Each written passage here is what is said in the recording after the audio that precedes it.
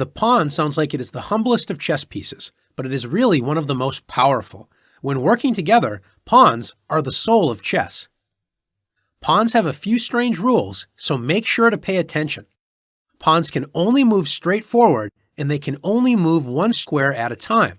However, if it is their first move of the game, they can choose to move 2 squares forward if there is nobody blocking them, as pawns cannot jump over other pieces. Remember, the pawn can choose to advance 1 or 2 squares only on the first move. On all other moves, the pawn advances 1 square.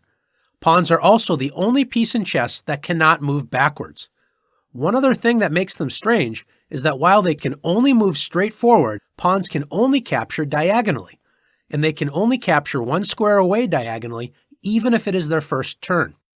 We will explain capturing in one of the next lessons. Let's see some pawn moves.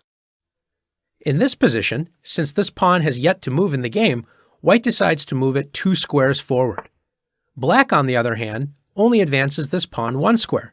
Remember, even though you can move your pawn 2 squares on its first move, you're not forced to do so.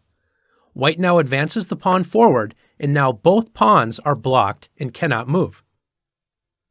In this position, how many white pawns can move? If you said 1, you're correct. Notice that this pawn is blocked by the black pawn directly in front of it. Remember, pawns cannot move backwards. White now has the option to move this pawn up 1 square. Notice this pawn cannot move 2 squares forward because the black pawn blocks it.